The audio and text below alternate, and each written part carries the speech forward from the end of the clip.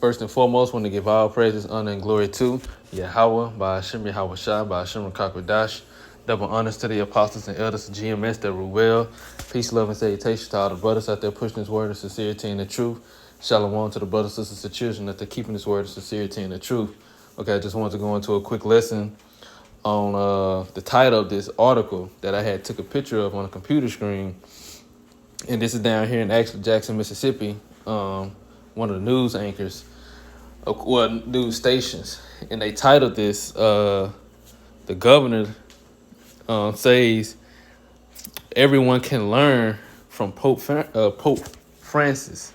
And I just thought it was very funny to me, actually. Hypocritical, but funny, because here it is, and the governor, he's of course he's Esau, but here it is, you got articles and titles and different things like this going that come out ever since the Pope has died, and no one knows what this man has been doing.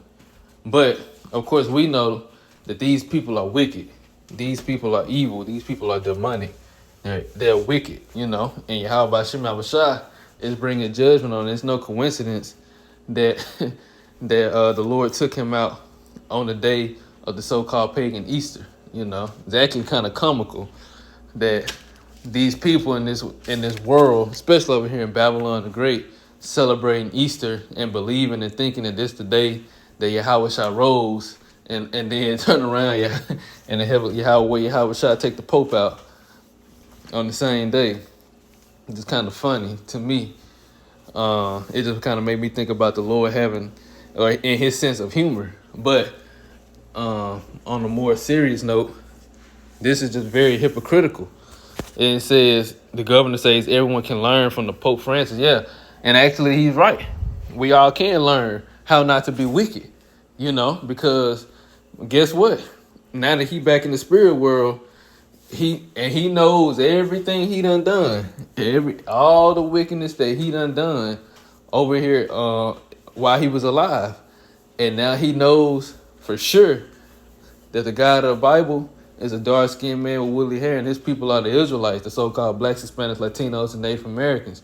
And he is a part of the race whom the Lord is going to destroy and punish. And he got nothing but judgment to come back to, So you're right. In a sense, we can learn how not to be wicked, which we don't even really need to learn, is because we already know through experience the consequences of being wicked in the sight of Yahweh Shem, well, being wicked in general. But we know the consequences of going against Yahweh Shem Shai's laws, statutes, and commandments. We don't even need no examples. We don't need to learn that. We live in it, We live in the consequences. So this is Psalms 50, starting at verse 16.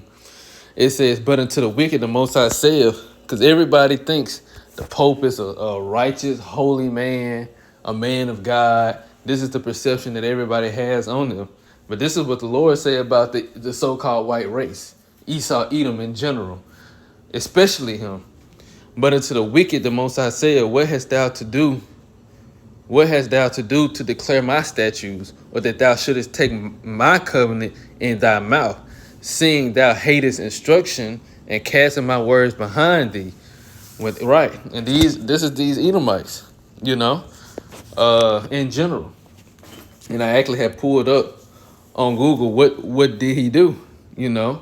What did Pope Francis do? It said Pope Francis, he died on April 21st at the age of 88.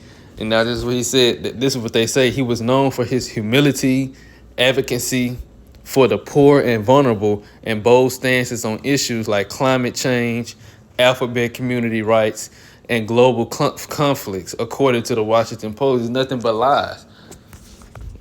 Lies and some truth about the wicked.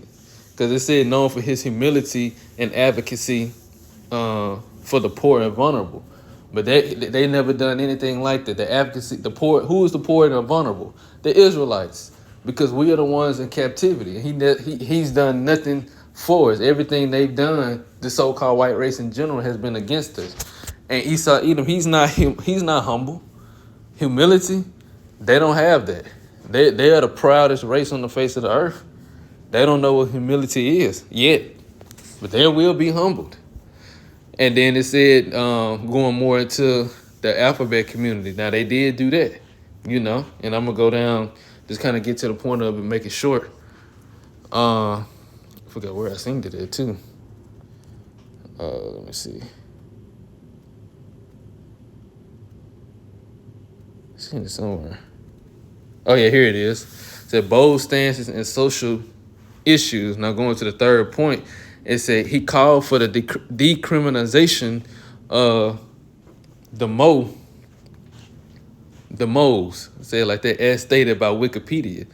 So, and let me see. It might. Well, no, I don't think it's gonna pull it straight up. It might pull it straight up. No. It ain't gonna pull it straight up. I have to go through and read all of it. Well, no. Turn right to it. Call all Yahbashim Shah. It says he maintained the Catholic Church. He maintained that the Catholic Church should be more sympathetic towards the Mo people, and stated that although blessings of the same-sex unions are not permitted, the alphabet individuals can be blessed as long as blessings are not given in the liturgical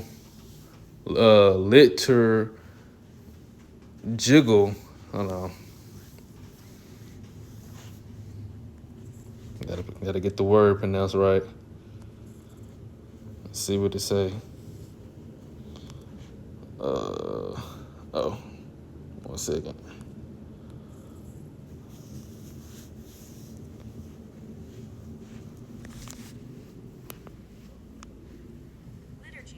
Liturgy. That's what it is. Liturgy. Okay. It said liturgical context. Okay. So it says Francis was a critic of trickle-down economics, consumerism, and overdevelopment. He made an action on climate change a leading focus on his papacy.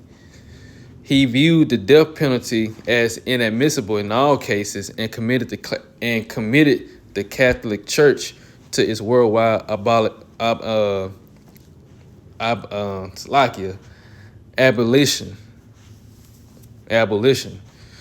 And I'm gonna just read a little bit more. It says, in international diplomacy, Francis criticized the rise of right-wing populism, called for the decriminalization of the moles, which I'm gonna just stop it right there. And that alone, not to mention all the other weirdo activity that these people, not even just him, but these people doing too. Matter of fact, let me see if I can. Let me look it up real quick. See what Google say.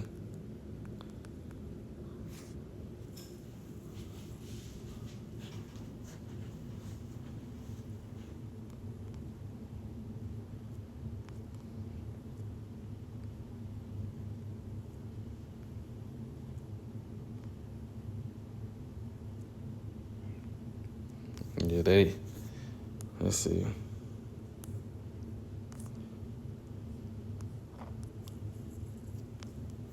Of course, they ain't gonna show it. They ain't gonna. Oh yeah. Well, no, they ain't gonna show it. Of course, they not gonna want to demonize them. Make them seem.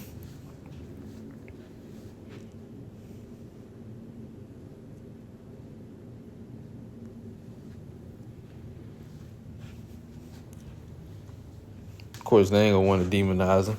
But going back to the point, like I said, even with the whole Mo thing, that alone was one of the main reasons why Yahweh Shah destroyed those 5 cities, Sodom and Gomorrah, all those cities in the ancient world. And it's finna get, in Babylon the Great is finna be destroyed just like those ancient cities were. And he advocated for that. That alone should let people know how wicked and how demonic this man is. Just look at him. Just look at the way he looks.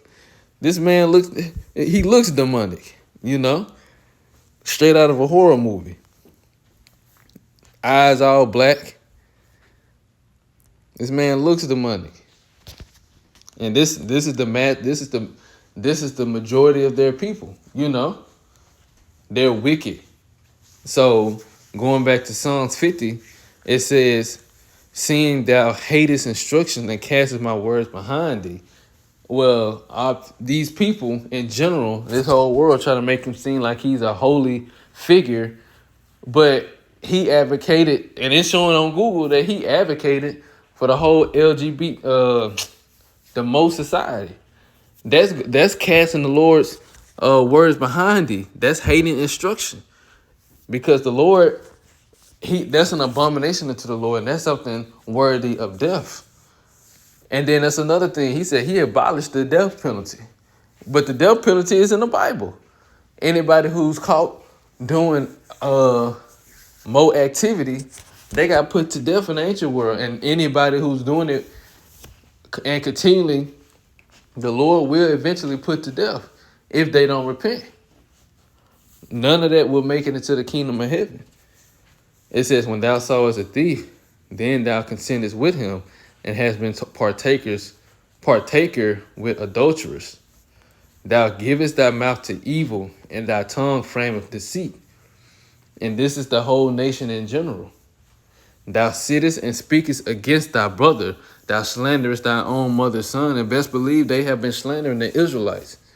They have been slandering us for the longest. And here it is, very hypocritical. It said he advocated for the, what did it say? Let me go back to it. How did it word it? The poor and the vulnerable. Advocacy for the poor and the vulnerable. But who's the poor and the vulnerable according to the Bible? The Israelites. Because of the conditions we've been put in. The conditions we've been put in, we are the poor. As a whole, as a nation, we have no place in this world. You know, and we're vulnerable because any of these other nations can rise up against us and do and handle us any type of way. And there's nobody who's on our side on this earth that'll advocate for us. Only Yahweh Shai is advocating for us. So thou sittest and slanderest thy own mother's son. But at the same time, they say he advocated for the poor and the vulnerable. But it ain't the poor, it ain't the true poor and the vulnerable. Thou did these things hast thou done, and I kept silent. Thou thoughtest that I was altogether such and one as thyself. But I will reprove thee and set them in order before thine eyes. Right. And who is to them? The Israelites. Let's see if we can get that in another translation.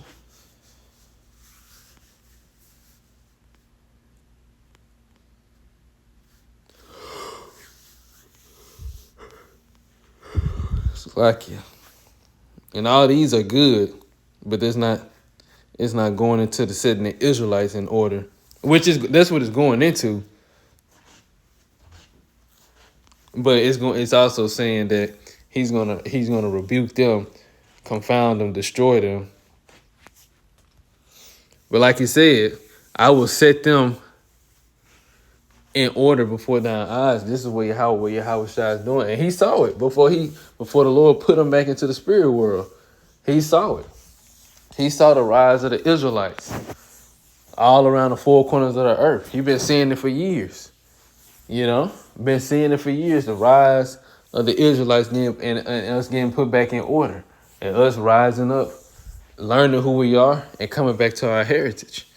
And this is what Yahweh Shai is doing. And now we know we just getting closer and closer and closer to the time that Yahweh Shai is really gonna return. And he's gonna make, if I'm gonna end it on that, Revelation chapter 3, verse 10. It's Revelation 3, start at 9. Well, 9 is the point, actually.